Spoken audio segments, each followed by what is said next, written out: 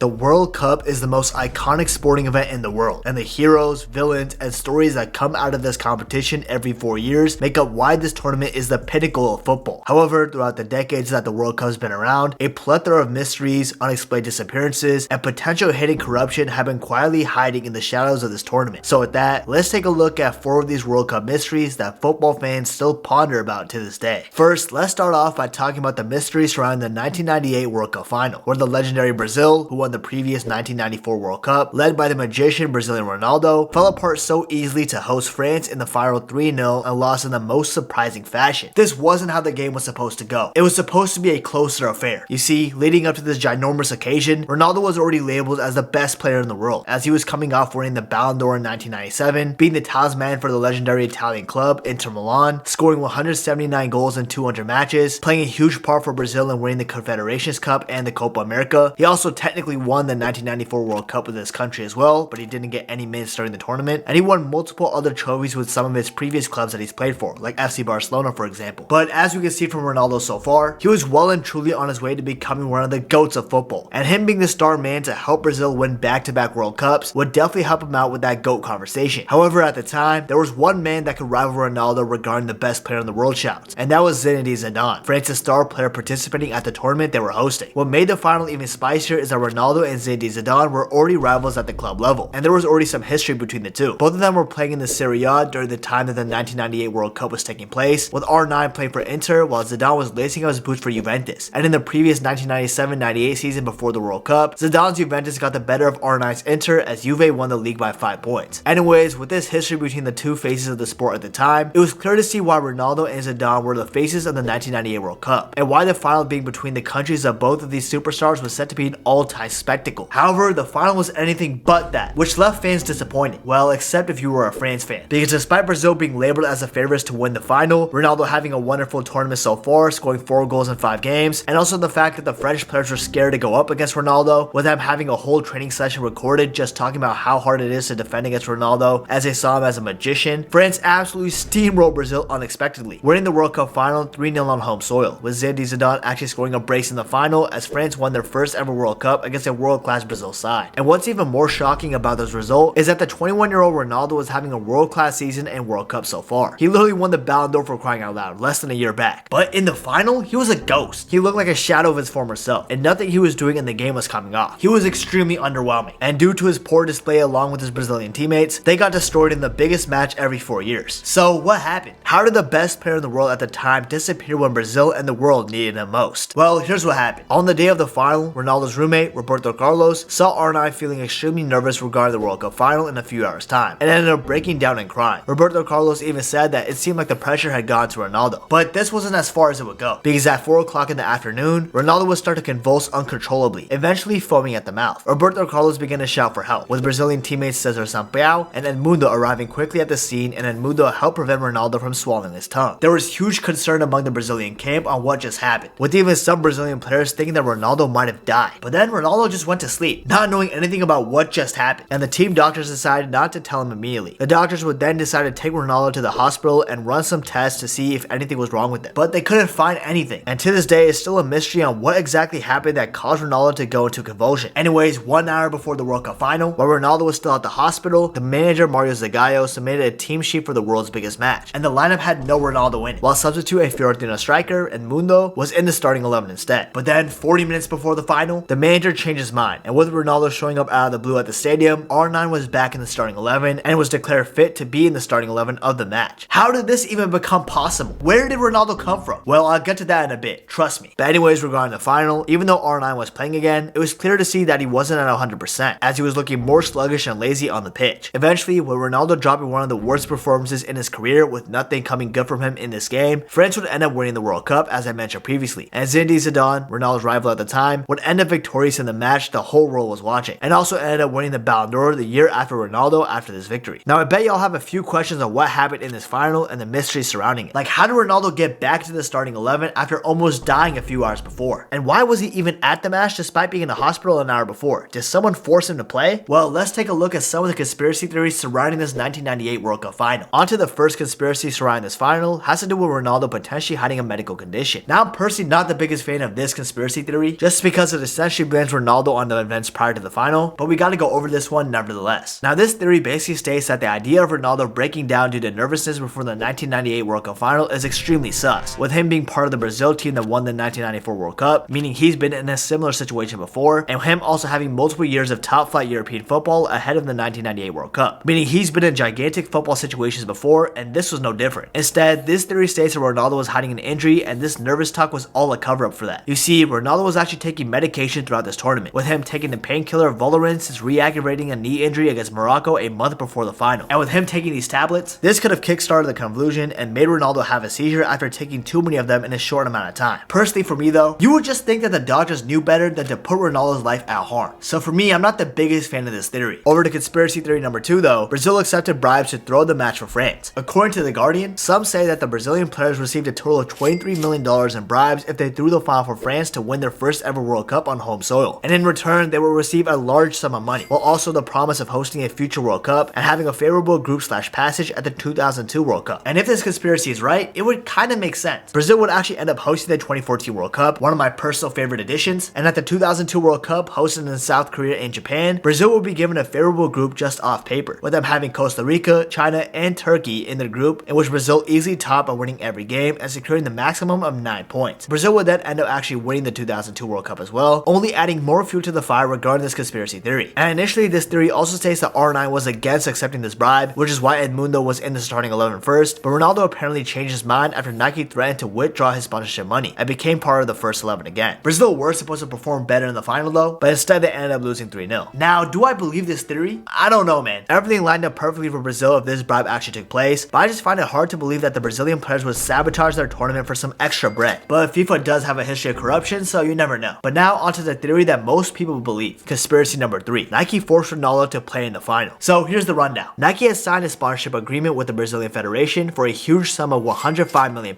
a historic deal at the time, meaning that Nike invested a significant amount of the resources into the Brazilian squad and hoped that they would get something out of this. Additionally, according to The Independent, it was already common practice for Nike to request a full turnout of Brazil's best squad for international friendlies, just so Nike always had the best Brazilian players in the world always suited up in Nike gear. Not only that, Nike had a lot riding on the 1998 World Cup financially, and a majority of the pre-tournament marketing was based around Brazil and more specifically Ronaldo. And with the World Cup final being the battle of the brands, when Nike sponsoring Brazil while Adidas was sponsoring France, apparently Nike just didn't want Adidas to reap the benefits of Zidane playing in the World Cup final and not their own star man Ronaldo Fenômeno. And if Ronaldo didn't play, Nike would suffer the consequences, and they would have definitely missed out on a lot of money. So apparently, Ricardo Teixeira, the head of the Brazilian Federation at the time, who was later investigated for corruption involving sponsorships, including the one with Nike, walked into the Brazil dressing room before the final and forced manager Mario Zagallo to change the lineup and include Ronaldo in it, even if he might be suffering from a fever and him not being 100% fit. And despite Zagallo actually being known as a stubborn coach, he changed his mind and Ronaldo was included in the starting 11 at the last minute. So who knows, maybe this theory might be the true one. Plus, when Nike was forced to address the situation, they said in all of this, Nike did not interfere in any way. And besides, why should it have? I don't know about y'all, but including a rhetorical question in a serious situation just seems a little bit odd. Plus, with Ronaldo immediately hanging up his Nike boots around his neck right when the full-time whistle blew in the final is also pretty odd. This isn't a normal thing players do when they lose a game of football. Ronaldo was clearly showing off the Nike boots, and now this picture is cemented in history, and so is Nike. Additionally, the striker who was about to start the final, Edmundo, came out and said that the Nike thing was real, and Ronaldo had to play every game in the tournament. Of course, Edmundo had to come out and apologize after, but still, you never know. Nike is a powerful company, so if any of these conspiracies are true, I would probably bet it's this one. But here's the thing, nobody knows the 100% complete truth regarding the 1998 World Cup final and Ronaldo. Was there some corruption going on behind the scenes, like with Nike and the Brazil Federation, or was Ronaldo's convulsion and him just happening to play at the last second all happened by luck and chance? Who knows? And I don't think any of us will actually really know the real answer, which is why to this day, this is a mystery that weighs heavy on many football fans' minds. But now let's go on to the next World Cup mystery, where we've got South Korea's run to the semifinals as hosts back in 2002, which to this day is seen as pretty suspicious. Here's why. It all started 6 years before the World Cup even began, when FIFA awarded both South Korea and Japan to be the hosts of the World Cup, the first time there would be joint hosts of the world's competition, even though FIFA said that this would never happen with the World Cup. Now today, we can look back at the statement and say it was a big fat lie, because the 2030 World Cup technically has 6 hosts, bro. What the hell? Anyways, back to 2002, a lot of controversy sparked up after awarding the 2002 World Cup to these two Asian countries, with Japan initially never qualifying to a World Cup before when they were awarded as hosts, kind of like Qatar when they were awarded the 2002 World Cup, and with the time zone issue, because Europeans had to wake up very early to watch this game. The first time this would happen, since this was the first first tournament in Asia. So off the bat, there were already some inklings that maybe South Korea were gonna be favored at this tournament, with them being given the opportunity to host a tournament despite a majority of football fans not wanting them to. Now at the World Cup, South Korea were put in a difficult group with the United States, Portugal, and Poland. But despite this, they persevered well in the first two games, beating Poland 2-0 and then drawing to the United States 1-1 in the next game with a little to no controversy. However, in the third and final group stage game against Portugal, which was a must-win game for Portugal, is when the controversy slowly started to rise. You see, South Korea would end up beating a stacked Portugal side consisting of Rui Costa, Luis Figo, etc., surprisingly 1-0, which would then lead them to top the difficult group they were in. But in order to get this win, they received beneficial calls from the referee, which included 2 Portuguese players getting sent off in this match, meaning Portugal had to play with 10 players for the majority of the game and 9 players for the last 20 minutes. The red card on Beto was kinda sus too, because it seemed like a dive from the South Korean player. But this was the first time at the tournament where South Korea would benefit from some 50-50 calls. So the overall consensus was that South Korea won the group and beat Portugal fair and square. But all this good PR surrounding South Korea would quickly fall apart in the round 16 match against Italy. Now admittedly, the 3-time World Cup champions Italy at the time weren't having the best World Cup. They finished second in their group, falling behind Mexico who topped it, and only won one game, which was the opening match against Ecuador, with them then losing to Croatia 2-1 and drawing to Mexico 1-1 thanks to a last-minute Del Piero goal. Regardless of their performances though, Italy still had a very stacked team, consisting of Cannavaro, Francesco Totti, Nesta, Inzaghi, Buffon, Materazzi, Vieri, Maldini, etc. However, despite Italy being the superior team on paper, and them taking the lead in the 18th minute thanks to Vieri, Italy shockingly lost to the host South Korea 2-1, with Seol Ki-hyun scoring a late equalizer in the 88th minute, and then An Jung-hwan scoring the golden goal in the 117th minute of extra time to win this game 2-1 for South Korea. And although both goals were pretty legitimate, Italy and their fans still felt cheated out of this result. And that's because in this game, there were a ton of controversial decisions, like a bunch of uncalled fouls for Italy, an unjust and unfair penalty awarded to South Korea, which they missed, bloody tackles, like literally the Italian player was bleeding on the ground, dirty plays, like a South Korean player elbowing Del Piero and not facing any consequences, calling Damiano Somasi's goal offsides, even though he was clearly onside and would have won the game for Italy, and even Francesco Totti getting sent off in the 103rd minute for an apparent dive in the box, but it was actually a foul and Italy should have won a penalty. This decision and many more by the Ecuadorian referee, Bar Moreno, against Italy is a huge reason why Italy lost in round 16 tied to South Korea. The Italian Football Federation felt so disrespected by this game that the South Korean striker who scored the winner, An Jung-hwan, was playing for Perugia in the Serie A, and his loan was cancelled after this match. That's how robbed Italy felt. Anyways, after the game, FIFA released a statement saying that as a result by the number of controversies from the referee Bar Moreno, FIFA decided to launch an investigation into him to see if there was any corruption involved. Which is kind of crazy because if there was any corruption, wouldn't FIFA be the ones behind it? It's their tournament after all. But regardless, the referee Bar Moreno was one dirty fellow. In fact, while he was refereeing a game in his home country of Ecuador, he was suspended from refereeing for 20 games after he was accused of rigging a game to ensure the Ecuadorian club Quito would triumph, with him adding 6 minutes of added time at the game and then allowing the game to go on for 13 minutes, and this allowed Quito to score 2 goals, one in the 99th minute and one in the 101st minute, and proceeded to win the game. And then to add on to Bar Moreno being one suspicious individual, in 2010 he boarded a flight to New York from Ecuador, but he was carrying 10 clear plastic bags packed with 13.6 pounds of heroin, all attached to his body, and he served 26 months in prison for this. And after the actual round 16 game, Sepp Blatter, the ex-FIFA president, came out and said that these bad refereeing calls were from bad human error and nothing else. But should we really believe Sepp Blatter's words? Yeah, I don't know about that one. But specifically regarding Bar Moreno in the Italy versus South Korea match, there is no 100% evidence that he rigged this match towards South Korea's favor, so we're never gonna know the truth. But if we just take in the context clues, I think we can all kind of make a reasonable assumption here. And FIFA, y'all gonna start doing some background checks on the people you guys hire, man, for real. However, the South Korean 2002 World Cup drama doesn't end here, because their quarterfinal match against Spain was argued to be even more controversial than the previous round 16 tie. That's because in this match, Spain scored a completely legitimate goal off a free kick from De Pedro that came off a South Korean defender, but the Egyptian referee, Gamal Al Gunder, said that there was some shoving going on in the box and the goal was disallowed. But if you look at the replay, where is this shoving, bruh? Then Spain was scoring another goal 2 minutes into extra time, but the linesman flagged that the ball went out of play and the goal was disallowed. But looking back at the replay, the ball very clearly wasn't even that close to going out of play. So Spain have been absolutely done dirty here, because they scored 2 legitimate goals and neither of them counted. And then in the penalty shootout, Spain Joaquin had his penalty saved from the South Korean goalkeeper, Lee Won-jae, but the thing is, the goalkeeper was miles off his line. Like, this one surely had to be retaken, bruh. But it wasn't, and South Korea ended up beating Spain on penalties and ended up making the semifinals of the World Cup, becoming the first and only Asian country to this day to make the Final Four of the World Cup. And to this day, regarding this match, nobody knows for certain whether this match was rigged by the Egyptian referee towards South Korea's favor. However, when FIFA got raided by FBI officials for all those corruption charges back in 2015, the 2002 World Cup made the news again after many FIFA officials accepted bribes in exchange for World Cup bids and media deals. And one of them was the Trinidad and Tobago politician Jack Warner, who was apparently the one who appointed the Egyptian referee for South Korea's Korea's match against Spain.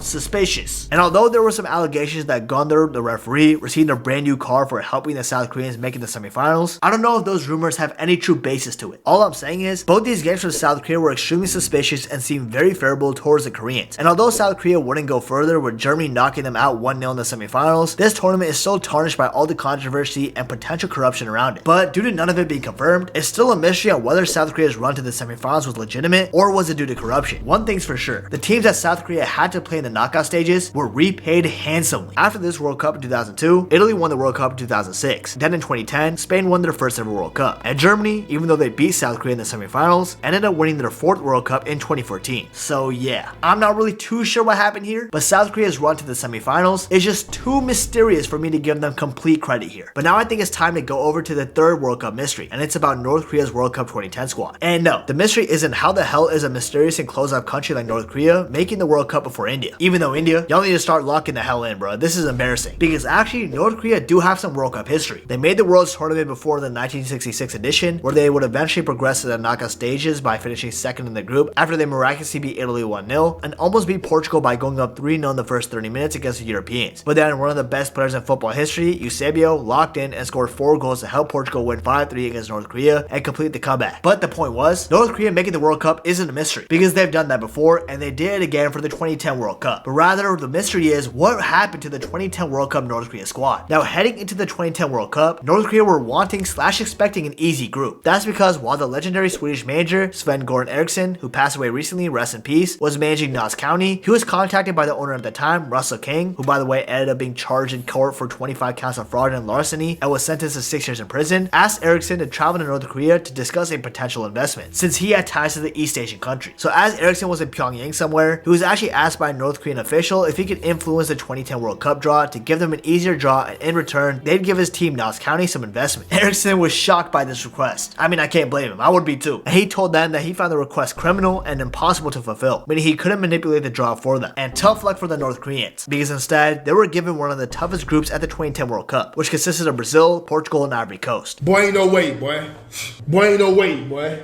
However, to everyone's surprise, North Korea would actually play an amazing game to their standards against the 5-time World Cup champions Brazil. North Korea managed to keep a clean sheet against the Brazilians for the entire first half. And although they conceded 2 goals to Brazil in the second half, one of North Korea's players, Ji Yeon-nam, would score a great goal in the 89th minute to bring 1 goal back as North Korea lost to Brazil 2-1. Now let me say that again. North Korea only lost to Brazil 2-1. So yes, even though North Korea got 0 points for this match, the fact that they managed to keep the game that close was so impressive to the North Korean regime that the leader at the time, Kim Jong-il, and his son and now leader of the country, Kim Jong-un, decided they were going to display North Korea's next match against Portugal to the public in their country. And some say that this was the first live sports event to be shown in North Korea, but the North Korean regime chose the wrong game to show to their people, because in the second group stage game, North Korea got absolutely destroyed by Portugal 7-0, as 6 different goal scorers from Portugal scored in this match, including Cristiano Ronaldo, a man that the North Korean people idolize, but we'll get back to that soon. After this game, the last group stage game wasn't shown, and that was probably for the better, as North Korea lost to Ivory Coast 3-0 and managed to finish dead last in the group with 0 points. So with North Korea's World Cup in South Africa now being over, they went back to Pyongyang, where many articles and outlets say that the team faced punishment for their performances. In fact, every footballer that was playing for North Korea except Jung Tae-se and An Young-hak, who both were born and raised in Japan and played their football in Japan, so they went there instead, came back to Pyongyang and were subjected to a 6-hour excoriation, which is like being harshly criticized or denounced severely in a public manner, or quote-unquote betraying the communist nation's ideological struggle. Apparently, the Minister of Sports in North Korea, Park Myung-cho, had highlights of every player that played and criticized every footballer for the way they performed. Then the coach, Kim Jong-un, would be betrayed by his players who would berate their own head coach for his 2010 World Cup performance. And it's rumored that he was expelled from the Workers' Party and that he had been sent off to a forced labor camp. But the truth is, we don't know what happened to the former North Korea coach. And to this day, we still don't know what's actually happened to him. FIFA launched an investigation, but nothing would come out of it. And the truth is, there's a chance that Jong-un might have paid for these bad performances with his life. But we don't know that for sure. In fact, we don't even know what most of the North Korean squad is up to. A South Korean intelligence source told newspaper Joseon Ilbo that this punishment that the players received was all of it, and it was considered a light punishment, which is why we've seen some of the North Korean players alive and well today, like Kim Young-jun, a player on the World Cup squad who coached the North Korean national team briefly roughly 9 years later. But for the most part, on what happened to a majority of the players and the manager remains a mystery. Even the one North Korean player who played in Europe, the captain of the 2010 World Cup, Hong Young-jo, who played for Rostov in Russia, hasn't really been seen since he went back to his home country. So anything regarding the aftermath of the squad is just a mystery that is never going to get solved. It's North Korea, man. We're never going to know what actually happened to them. However, there is a funny funny story that does come out of this. So in 2017, a flight attendant named Alvaro Leite with the airline TAP Portugal visited North Korea in April of that year, and he was accompanied by a guide who spoke English, and he told them that Cristiano Ronaldo is an idol for the people of the country, and when Portugal went 4-0 up against North Korea at the 2010 World Cup, the broadcast was cut off by the government regime. Instead, North Korean citizens were told that they only lost 4-0, and it was seen as acceptable because North Korea lost to the eventual World Cup winners, Portugal, which meant that Cristiano Ronaldo to the North Korean people is a World Cup champion. Wow. These guys are literally living in an alternate dimension. We live in the one where Messi has the World Cup, while they live in a world where Ronaldo's won it. That's crazy. But back to the main mystery, nobody knows what happened to the majority of the North Korean squad after the 2010 World Cup, and especially the coach. Nobody knows his whereabouts. Like, is he even alive? That's not even me trying to make a joke, bro. That's a genuine question. Now onto the fourth World Cup mystery that has football fans pondering. Was the 1978 World Cup rigged towards Argentina's favor as they won their first ever one as the host that year? Well, let's take a look at this controversial mystery. The build-up to the 1978 World Cup was already extremely controversial to say the least. That's because around 2 years before the tournament, Argentina had undergone a military coup of its democratic government and instead installed a dictatorship known as a national reorganization process led by the harsh dictator Jorge Rafael Videla from 1976 to 1981. And his government was responsible for the human rights abuses during Argentina's dirty war, which resulted in the deaths of 10 to 30,000 Argentine citizens, and some of them simply just disappeared and were never heard from again. There were even reports that there was a concentration camp 1 mile away from River Plate's Monumental Stadium, and the prisoners who were suffering / killed in there could hear the crowd chanting during matches. That just sounds so dystopian, man. 1 mile apart, people were suffering, and 1 mile apart, there were people enjoying a sports game. That's crazy. Anyways, with Videla being at the forefront of this 1978 World Cup held in the country he was ruling at the time, Argentina, and him using this tournament as a means to hide all the fucked up shit he was doing behind the scenes, there were obviously going to be allegations that some serious rigging was going on. In fact, there were countries like Sweden, France, and Netherlands all seriously considering whether they should boycott this World Cup and not show up. In the end though, they did show up, and a couple of these countries would face this allegedly rigged tournament firsthand against the giants of South America. First, as proof, Argentina were always given the even time slot for their games, which just meant that they always got to know the result of the previous games beforehand before they had to play their own game. Additionally, their opponents that they played would express their frustration on how allegedly rigged this tournament was. In fact, the head coach of Argentina's first opponent, Lajos Barotti from Hungary, said that everything, even the air, is in favor of Argentina, and that in his books, Argentina had to win the World Cup due to the financial implications they had for hosting the tournament. Hungary also proceeded to lose this game 2-1. Then in the next match against France, Argentina were benefited from multiple favorable calls, and in the match, France were denied on what looked like a clear penalty in the first half, and an anonymous French player shared that after he heard the referee tell the Argentine player, Daniel Passarella, who committed the foul, saying, "Don't do that again please, or I might actually have to give it next time." France would then proceed to lose this game 2-1. Then over to the next round of the World Cup, because at this time there were 2 rounds of group stages in which Argentina qualified from the first one in second place, and then in the second round in Group B, they had to play Brazil, Poland, and Peru. However, by the third game of this round, Brazil won their match against Poland 3-1, which meant that if Argentina wanted to make the final of this World Cup, they would have to beat Peru by 4 goals to jump above Brazil in goal difference. And Peru at this tournament were no easy side. They topped their first group that contained the Netherlands, who made the World Cup final, and beat Scotland 3-1 and Iran 4-1, which meant that for Argentina to win by 4 goals or more, it would take a massive stroke of luck, or corruption. That's because according to sources, the Argentine fascist dictator Jorge Rafael Videla allegedly entered the Peruvian dressing room before the game, and he reiterated a message that seemed to be an implicit threat towards the Peruvian players, encouraging them to throw the game. Not only that, if Peru threw the match for Argentina, Argentina would give Peru 35,000 tons of grain and a shipment of weapons, while also the Argentine central bank would unfreeze $50 million worth of credit for Peru. Now these are still not backed by 100% solid evidence, so it's all still alleged, but Argentina would end up beating Peru 6-0 and made the World Cup final, in which they would win 3-1 against the Netherlands after delaying the start of the match purposefully to throw the Netherlands off their game. And with that, Argentina won their first ever World Cup, but to this day, is still smeared by the allegations of corruption and human rights abuse that did happen in this country throughout it. There was a rumor that in 2012, FIFA were considering launching an official investigation into Argentina's first World Cup, but FIFA apparently made no significant attempts in this regard. So at this moment in time, nobody 100% truly knows whether Argentina's first World Cup victory was rigged or not back in 1978. Now, does it seem likely with everything that I have mentioned? Yes, but nobody can be certain, since there's no 100% solid evidence that can back these claims, because either there is no evidence, or 2, it's just very well hidden, likely the latter. But this is just another one of those World Cup mysteries that we're never going to truly learn the real history about, because there's no way that FIFA or the Argentine Federation will ever let the real truth about this tournament ever get out. Nevertheless, these are the 4 World Cup mysteries that keep me up at night as I think about them often. What are your guys' thoughts on these? Let me know down in the comments, and let me know any other World Cup mysteries that you guys have that I could mention for maybe a part 2. Anyways, if you enjoyed this video, please remember to subscribe. I really appreciate it. Also follow my Twitter, Instagram, Twitch, and join the Discord community. All the links are in my YouTube description. Like the video as well. And last but not least, if you want to learn about everything that's happened in the March 2025 World Cup qualifiers for the the 2026 World Cup, you definitely want to check out this video right here. You won't regret it.